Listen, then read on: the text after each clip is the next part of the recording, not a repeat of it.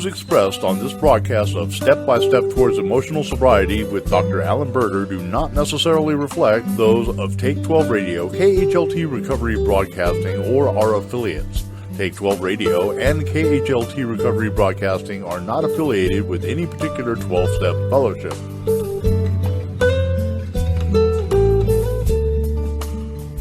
And now, here's your host, Dr. Alan Berger, and the Monty Man.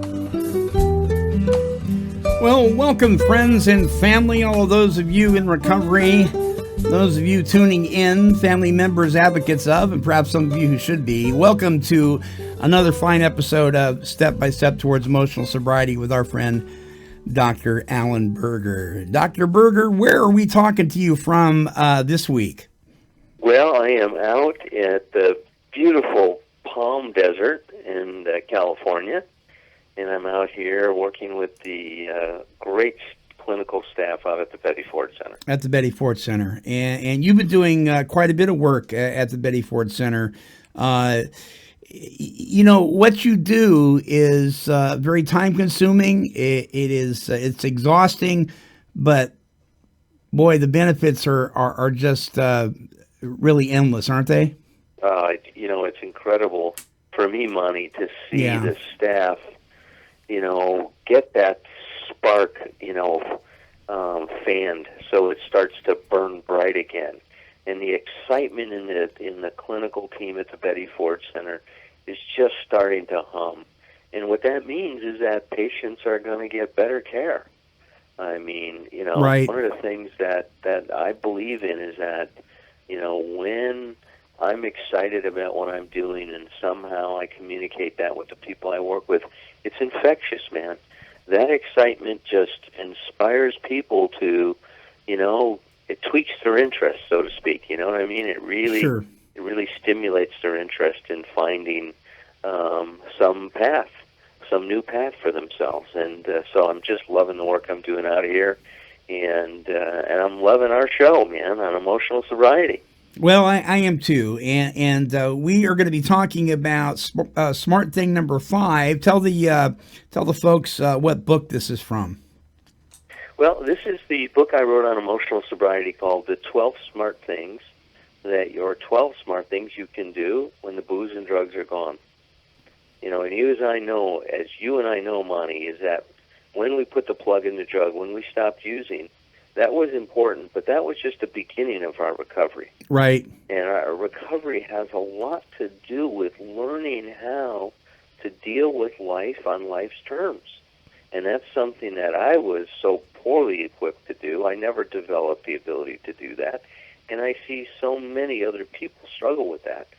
So this whole thing about emotional sobriety is learning how, for us to start to learn how to really take care of ourselves, how we can regulate our own emotions, how we can soothe ourselves and comfort ourselves, so that we have to stop manipulating people to do what we want them to do, thinking that the only way we're going to feel good is if people do what we're asking them to do. And when I can give up those kinds of demands, or what we call our expectations, right? You bet. Then I'm able to live and let live. And that's the beauty of this program, is when you start to get emotional sobriety, then you really learn what that term means, to live and let live. You don't have to impose your demands or expectations on other people. You don't walk around being disappointed all the time and trying to enforce unenforceable rules. Yeah. That you're able to be with someone, enjoy them for who they are, and have a much more authentic and real relationship than you've ever had before. And, that's what I'm seeing in my recovery, and that's what I see in the recovery of so many people. So this emotional sobriety is very important. In fact, if any of you listeners out there are interested in really doing some intense work with this, I am going to be doing a retreat at the Hazelton Dan Anderson Renewal Center on the first weekend in April. So if you go to the Hazelton website and you look up retreats, you're going to be able to see the retreat I'm doing. And I'd love for you to come and join me and to really dig into this. It's going to be an amazing weekend. I've done these before, and people have walked away from it saying that this has been such a significant experience that they've had in their recovery. So I hope some of you will join me. And now people can go to the Hazelden website. Is that where they Should go? be on the Hazelden website. Well, let's try to put a link up on our site, so that people can go ahead and connect to that and do some really, really life-changing work on their emotional sobriety. You know, one of the things that I think some people, especially in our 12-step support meetings, and I say it like that because many times there's a big difference between the fellowship, the meetings, and the program. And a lot of times what you hear in a meeting is far different than what is actually being taught in the program. One of the things that I've watched people do, in fact, I've been guilty of this myself, is to go through the 12-step process, and then instead of looking at steps 10, 11, and 12 as steps to help me to continue to grow and continue to mature, I look at them as steps to help me maintain the first 1 through 9. And what I'm supposed to be doing is go through the steps, and then 10, 11, and 12 are supposed to carry me even further and deeper into self-discovery. And the beginning of it, what Bill called a spiritual kindergarten, so many people get wrapped up in just doing this merry-go-round of going over and over and over again the steps, and never really coming out of the meeting setting. They almost become step dependent. They never grow past what 10, 11, 12 are really trying to teach us to do. And I mean, does that make any sense? You understand what I'm saying? Yeah, no. Let me see if I can rephrase that in my words, Monty, and see if I'm catching the essence of what you're saying. The steps are to help us connect and make a healthier contact with our lives. Right. And if we aren't integrating the principles of the steps, and we're just going and kind of listening and not putting these things into practice, then they never become a part of you. Mm-hmm. Always become just good ideas, right? It's almost like we intellectualize our recovery. And when that happens, it doesn't become a tool in your life. And what my sponsor, Tom, told me, and I really believe this to be true, and I've seen it to be true, is when you really start to work the steps, they begin to work you. Yeah. They take over. That there's a whole process that happens with you, and now you're propelled along certain directions that are so powerful, that they're amazing. So what happens is, as you integrate these things and you make them yours, right, they become a part of you. Right, take ownership. Now, that's right, you take ownership. Yeah. Now they just become a part of your life and start to move your life in those directions. And I think, that's what I hear you talking about. Yeah, absolutely. How do we get to that point in our life? And that takes a lot of work. And that takes trying some things on that are uncomfortable. Mm-hmm. And we're going to be talking about one of those things tonight that people have to do if they're going to get emotional sobriety. And so I'm pretty excited about the topic tonight. Great. And so the topic for this show is Smart Thing number 5 from your book. And this is called Confronting Yourself for the Sake of Your Integrity. That sounds a little scary. Yeah, it is scary. There's no question about it. It's a scary thing, because what it means is that now you're going to be really challenged to apply a very, very healthy dose of self-honesty to your life. Mm-hmm. What we know is that honesty is one of those cornerstones to the foundation of your recovery. Right. Sure, they say that those two, even those with grave emotional problems, can recover if they have the capacity to be honest with themselves. Yeah. So getting honest with ourselves and being able to look at ourselves, not as we would like to think of ourselves, but as we actually are, to be able to be honest with us and see our Mr. Hyde when he shows up, to see where our shortcomings are, where our character defects are glowing. To be able to take a look at ourselves in that way becomes so critical, such an integral part of this journey that we're on in recovery. And that's what this whole thing is about, is that when I confront myself for the sake of my integrity, then what I'm doing is I'm letting the best of me see the worst in me. Yeah. And that process, Monty, is so important in recovery. You see, when I'm starting to own the worst in me, it means the best of me is in charge. And that's really good news. I'm avoiding taking responsibility, the worst of me is in charge. Yeah. Yeah. Yeah. That means you're getting healthy. You're getting almost healthy. Like, they think that, well, God, I've got to always be good. That's not it. Recovery is about owning what you're doing, and especially when you're Mr. Hyde's out and running the show. Mm-hmm. Mm-hmm. Being transparent with yourself, and I said it when we started out with the topic, it can be scary. It can be frightening. I think because partially one side of the coin is we're afraid to see what we suspect is going on, and the other side may be we know exactly what's going on, and we've been running from it for so long, we just don't know how to approach it. And that's why it is so important. We taped a show earlier today on sponsorship. That's why it's so important to have people help you, to go to somebody, to have somebody guide you through this process. I mean, your books are wonderful, but a person really just can't pick it up and go off by themselves and change, can they? No. We need each other to do that, Monty. We need some guidance. I mean, we need some work. That's why I do these retreats. It's a chance for people to come and to be able to be in a community with other like-minded folks where we start to explore this stuff and start to deal with it. It's very, very powerful. Yeah, you bet. You bet. So let me get into this for, confronting ourselves for the sake of our integrity. So I tell people all the time, Monty, that it's what's right about us that we ignore that creates problems. So how does that fit in with this whole topic that we're on tonight? So let me try to unpack that real quick for our listeners. So the issue is that everybody, a basic need that everybody has is to grow and to develop. And when we're growing and developing, then we're thriving in life. Then we're nourishing ourselves in that we're taking our experience and we're turning our experience into lessons that nourish us and help us develop and grow along those lines, right? Right.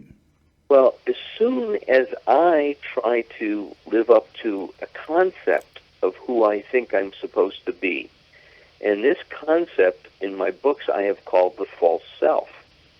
So as soon as I let a concept of who I'm supposed to be take over, now I'm no longer using that growth force to actualize my true potential. I'm trying to actualize a concept. So what that means is that when things happen, when I behave in ways that are not consistent with that concept, that I'm going to have to find some way to reconcile that inconsistency. Yeah. The ways I reconcile it, the psychological defenses that start to get activated are things like I repress it. I don't take a look at what I'm doing. Or I project it. I say, you're doing it. Or I deflect it and I say, I didn't really do that. You made me do that. Yeah. You see what I mean? So I've got all of these different maneuvers to keep myself from looking at what's really going on, because if I face that I'm not the person that I think I should be, then I'm left with just hating myself. Wow. It's interesting because I'm doing a workshop right now with Tony Messbarger from Benchmark on intervention and what it is, getting the family on board, face-to-face, and transport and treatment and so forth. And one of the things that I'm hearing, once again, is how much the addict or alcoholic will attach itself to all sorts of manipulative tools to avoid really facing their true self. And will, when you're doing an intervention with somebody, I mean, if you can't stand firm, the addict or alcoholic, that part of them will just run right over the top of you. And the real sad thing is that false self will run right over the top of self. Yeah. Why are we afraid to look at the good stuff in us? Why are we afraid to look at what's right? Well, see, yeah, it's more this thing is how come we don't know about what's right, Monty? It's even more basic than that. Is how come I don't know that there's this force in me that wants me to grow into my best possible self? See, how come I've never been in touch with that? And but a lot of people have written a lot about this, so I'm not the first one. And there's going to be hopefully a lot of other people that continue to write about this. Sure. What we know is that there is a whole war against being your true self. Each individual has a war against that because we accept these ideas that I have to be someone else to be okay. Our society does a lot to say that you shouldn't be yourself. You should be what we think you should be. Our families give us this message. So from every different angle, we are being bombarded with these messages. Don't be your authentic self. Don't be your real self. Don't be your true self. Make yourself into something that's going to be acceptable. And so it's so hard for us to stay grounded in who we are. So we get so lost in trying to be something we're not. I love what Fritz Perls says about this. He says, when we try to actualize a concept of who we should be, we try to do the impossible, because that's not us. As soon as you try to actualize who you really are, you're now living in what's possible. But how do you tell the difference between a concept of what maybe you've created or has been laid before you and who you really are? How do you tell the difference? Well, that's a great question, right? It's almost like that question about how do you know if you're doing God's will? Yeah, right. I love those kinds of questions because they're so important. So here's what my answer would be, is when you are actualizing your true self, more and more possibilities open up in your life. And there's fewer and fewer rules. When you are trying to actualize a concept, the road narrows, and there's a lot of rules. So would you say... go ahead. Go ahead. No, I was going to say, would you say that one way to tell when you're actualizing your true self, that even though circumstances around you may not change, you are more at ease? Yeah, you can say that because, see, when you're connected, when you're going down the right path, it just feels right. You're not swimming against the current. Sure. You're not a salmon going upstream. Yeah. You're flowing with the process. You're not white-knuckling it. You're not stressed all the time. You're not... You're right. Yeah. You're not trying to impose your will. Your instincts aren't colliding with other people. Bill Wilson talked about that a lot, about our collision of our instincts. Sure. Right, where our will is in total collision with everybody else's because we want everything our way. See, that's when we're actualizing a concept. We're making a lot of demands on ourselves and on the world about how we're supposed to be and how we're supposed to be. So we do to other people what we're doing to ourselves. See, that actually turns out to be the golden rule, is that when what we do to ourselves is what we end up doing to other people. That's true. So if I've got all these ridiculous ideas about who I'm supposed to be, well, you can pretty well know that I'm going to be putting those ideas on you. You bet. And if I'm putting them on you and you're not healthy, then I'm part of your problem. I'm bombarding you with concepts. Yeah, there you go. Wow. That's right. And then we're trying to live up to concepts instead of having a real relationship. Yeah.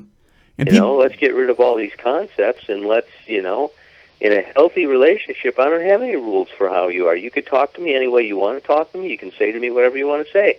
If I don't like it, I'll tell you I don't like it. If I don't want to put up with it, I won't put up with it. but I don't try to control you. Yeah. I get more concerned with regulating myself instead of trying to regulate you to be the way I think you should be. You know, I can see where I've done this with my youngest boy when it comes to certain things that are surrounded around what his school does. And let me give you an example.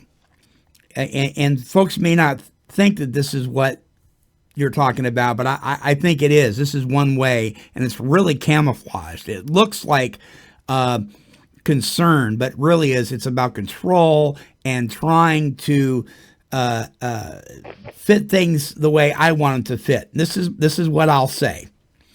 Colin will come home from school, and there'll be some sort of rule or guidelines or some crazy thing that I think is just bizarre that has been imparted to him by the administration, a teacher, or a sporting event. Mm-hmm. And what I will say, and I'm getting better at not doing this, but I have caught myself. I'll say this. Well, you know, when I was in high school, they didn't do that. That's ridiculous. Mm-hmm. And so, you know, and he reminds me, and he's sharp enough and quick enough, he reminds me, Dad, that was in the dark ages. You know, but I get frustrated because I know, doggone it, that when they did that when I was a kid, that was the right way. But you know, when I really think about it, when I go back to when I was his age, I didn't think it was the right way at all. You know, and so what I do is I put this concept on him that I don't approve of what's going on because it isn't the way when I was growing up.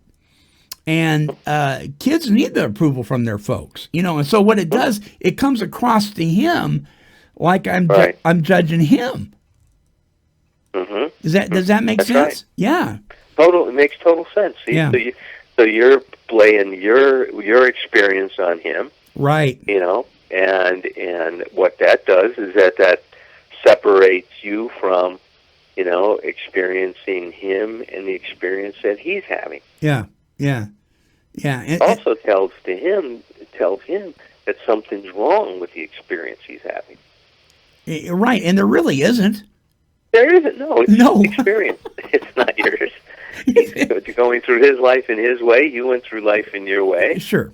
And you know, that's that live and let live, right? Right. It's back to that whole idea. Right. So why don't we take our break and then we'll come back and I'll go into a few other things for our listeners to help unpack this a little further. Great. All right, folks, don't go away. More with Dr. Alan Berger on confronting yourself for the sake of your integrity. Smart thing number 5 here at Step by Step Towards Emotional Sobriety. We'll be right back. Addiction is the number one health threat in our world today. It affects more people than any other malady, and yet the solution to this health crisis gets the least amount of attention. May I introduce to you a media outlet that's doing something about that. KHLT Recovery Broadcasting, home of the Take 12 Recovery radio shows, is the world's only faith-based radio station broadcasting 24 hours a day, 7 days a week with the solution to the addiction problem. Visit take12radio.com for recovery talk and positive music, and be ready to be set free from a seemingly hopeless state of mind and body. That's take12radio.com on your internet dial.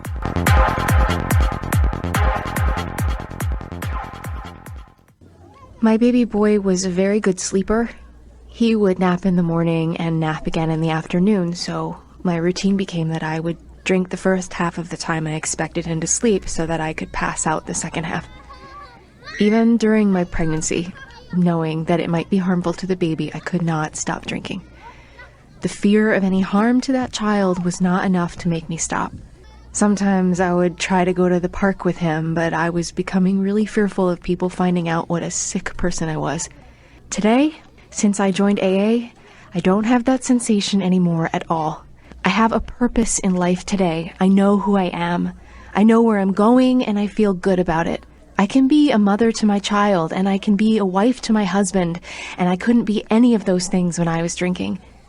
Alcoholics Anonymous. It works. Look us up. Check your phone book, newspaper, or AA.org. All right, and we have returned, and this is the theme song starting early again. Sorry about that, listeners.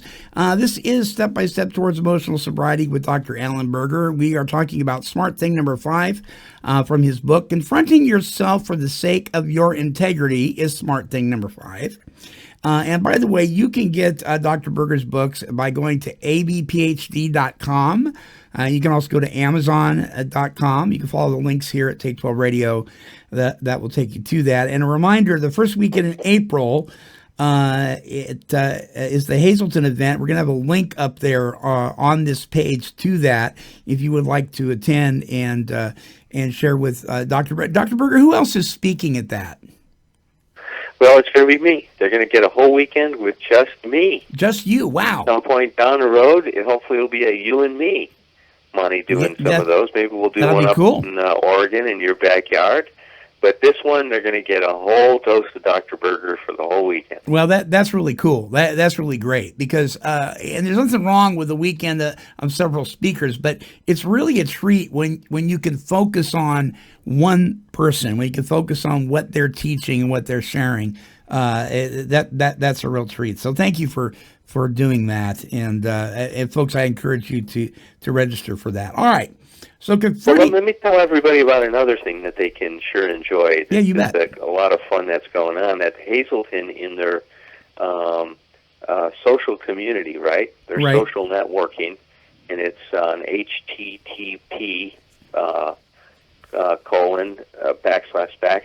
hazletonsocial.org community book club, right? So if they just type on Hazleton and go to community book club, there's a whole thing going on right now where they've got 3 different discussions going on. They're talking about 12 stupid things, 12 smart things, and they're talking about my new book, 12 Hidden Rewards.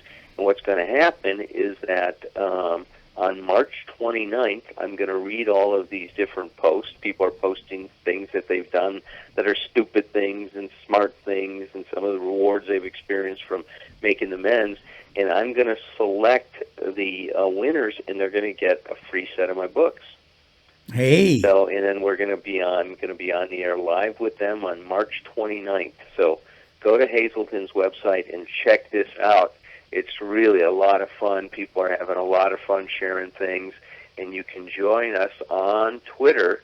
And the Twitter is just hashtag 12 stupid things, hashtag 12 smart things, and hashtag 12 hidden rewards, and you guys can jump in and participate with us. Awesome. That's great. We'll put a link up to hazletonsocial.org for the community. Called the Social Community at Hazleton. Social Community. All right. So let's go back to this confronting yourself. So I hope the listeners were listening to you when you were challenging yourself about what you did with your son. Yeah. See, that's the cool thing. You were able to confront yourself about what was going on and take a look at yourself, Monty. And you're doing that because you're trying to live a really, really good program. Yes. And wow, that's so important. That's so important in terms of what's going on. And it's just a great example to our listeners in terms of how to do this. And that's a part of my recovery, is to being able to look at myself and, when I'm being really a jerk, is to be able to go to my wife and say, that was really a jerk thing that I just did. And I'm sorry. Yeah. That's not who I want to be in this thing. And it takes practice. I mean, when I first started on this journey of growth, maturity, and self-discovery, there were certain things that just were not automatic. I mean, people had to tell me. I gave people permission to speak into my life. Sponsors, pastors, mentors, spiritual advisors. I said, if you see me going down the wrong road, please point it out to me, because sometimes I'm so blind I don't know that I'm doing that. But I have to tell you, as time goes by and as we put these principles into action, as we take these marching orders, if you will, and apply and implement them, then more things become part of us, like you alluded to in the beginning of the show. They become a part of us. And I'm not saying that they always happen automatically, but more often than before, I will catch myself before I speak more often than I did. Or if I do speak and it's not right, I will recognize it right away. Whereas before, I was callous to it. It has a lot to do with developing a more sensitive spirit, a more becoming thick-skinned and tender-hearted, if you will. But it takes time, and I would just encourage people that if you're not at a place that you are assuming that you're supposed to be, because that's part of what we're talking about, right? A concept of where you should be. If you're quitting, if you're giving up on yourself because you're not fulfilling this expectation of this concept that you've created or that has been created for you, I encourage you, don't stop midstream, because the rewards, I can't tell you how beneficial they are. Yeah, that's right. Yeah. So true, man. It's so true, and that's what we really want to encourage our listeners to get, is that this program's not about being perfect. Right. It's about being honest and taking responsibility and being accountable. And when I do that, then I'm able to get a certain degree of freedom from my character defects. But without a ongoing practice of self-examination and looking at myself and confronting myself in these ways, then it's very easy for the worst of me to start taking over. Yeah. Yeah. And that's ugly. That gets really ugly. Yeah. And we fall into we fall into old behaviors. They become current behaviors again. That's right. Yeah. Yeah. Yeah, that's so true, Monty. That is so true. So let me ask you this: when a person is confronting themselves, give us an example. Let me tell you how it happened for me a few times. Yeah. So it was really amazing for me when I came into recovery and I started to look at some of this stuff. And I also want to share with my listeners that being in therapy was a very important part of my whole recovery, because that helped me get more honest with myself, is to sit with a therapist who would help me look at myself and discover things about myself that I wasn't able to see. And so that was a big, big part of the process for me. But one of the things that was driving so much of my behavior was this idea I had that I had to be perfect. And I remember when I was in a session with Dr. Lelia Gary, one of the things that she had me do is she had me own this. And she had me start making declarations like, talking to myself. So I put myself in a chair, and I started talking to myself, and I said, look, Alan, I demand that you have to be perfect, and that unless you're perfect, you're not going to be okay. And I started to say all these things, these outrageous things that I felt towards myself, but that I never looked at. And when I started to realize all of the pressure that I was putting myself under and how I was setting up myself to fail with these impossible, expectations, there came such a sense of relief that I didn't need to worry about being perfect. I just needed to worry about being myself. Unenforceable rules, Dr. Berger. Yeah, that's right. That was such a relief for me, Monty. Such a relief. Wow. So this is what I say in my book. So I'm going to read a little portion of it. So okay, good. In here. So this is in the chapter on, obviously, that we're talking about. It's this smart thing number 5, confronting yourself for the sake of your own integrity. So this is what I say, is that we need to construct a personal crucible of self-confrontation. In this crucible, we stop avoiding ourselves and stop focusing on the faults of others. We confront our own personal issues and identify the ways that we are contributing to our unhappiness. Boy, let me say that again. We confront our own personal issues and identify the ways that we are contributing to our own unhappiness. When we do this, we begin to grow up. What are the things we need to confront about ourselves? Well, the usual suspects are our character defects, our shortcomings, and those we have hurt. These are important issues to face. There's no doubt about it. But we also need to confront ourselves in one other area. We need to be able to see and identify our behavioral patterns and their emotional themes. This is revealed most clearly when we examine the conflicts or struggles that we have with others. This is a tall order, and many ask, why do I have to go to such troubles? Isn't there an easier way to achieve emotional sobriety? Nope, there isn't. Go through these troubles because they ensure that we establish and maintain a sense of humility, a prerequisite for recovery. We cannot achieve humility without authenticity, without facing who we really are. And the way we find out who we are is by confronting ourselves. Yet the goal of self-confrontation is about more than just seeing ourselves as we are. It's about figuring out how our behaviors differ from what we know to be right, and then changing our behaviors so that they harmonize with our best self. When we see ourselves as we really are, we can begin to align our behaviors with our recovery, our values, our principles, our deepest desires, and our basic needs like self-actualization. This is the very definition of integrity. Integrity is wholeness. It is a result of living an authentic life, of true speaking. Integrity, wholeness, authenticity, true speaking, these are all words we have to describe a person whose actions, value, and beliefs and innermost self work in complete harmony. When we develop this new authentic relationship with ourselves, we will be open to learning as much as we can from our experiences. We will then be able to extract the unresolved personal issues embedded in our emotional reactions and in our conflict with others. So that gives, I hope, a sense of what this process is about and what happens when we do it. And then you're able to walk through life and go through some of the storms of life with a whole different attitude and a whole different outcome, can't you? That's right. Yeah. Yeah. Yeah, that's right. Because pets are going to pass away.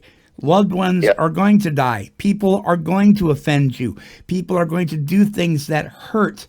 Circumstances are not going to be comfortable. This is just the fabric of life. That's right. Yeah, and we can either choose to give up and roll ourselves up in a ball and never peek out of the windows or the doors of our home, or we can participate in life and live free. That's right. That's right. You got it, Marty. Yeah.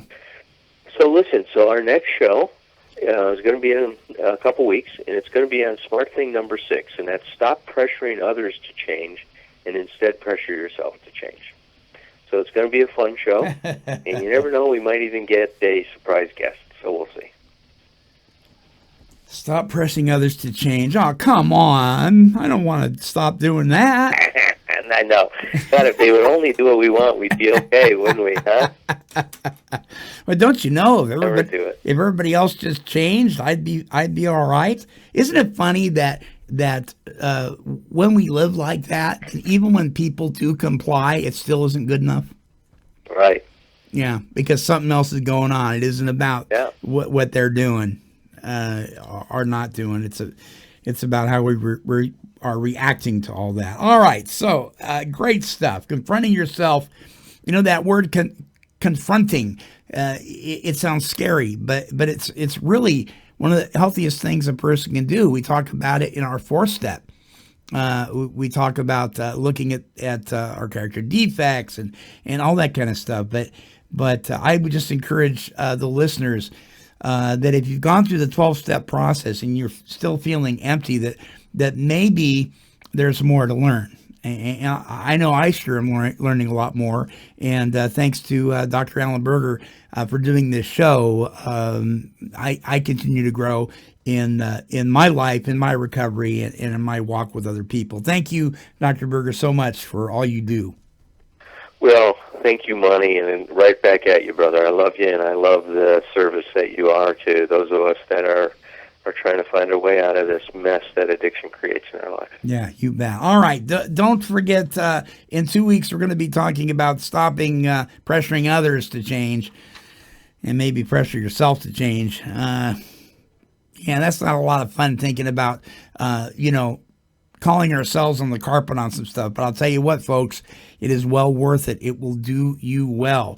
Dr. Alan Berger is our guest here at our guest host here at Take12Radio.com on Step by Step Towards Emotional Sobriety every 2 weeks. His website is abphd.com. Follow the links here and also the links on the Hazelton Social Community Book Club thing that's going on. Also, the event that's going on in April where Dr. Berger will be speaking through the entire event. Sign up for that if you can all go. I encourage you to do so. All right, until our next broadcast, this is the Monty Man along with Dr. Alan Berger, and we're wishing God's serenity for you.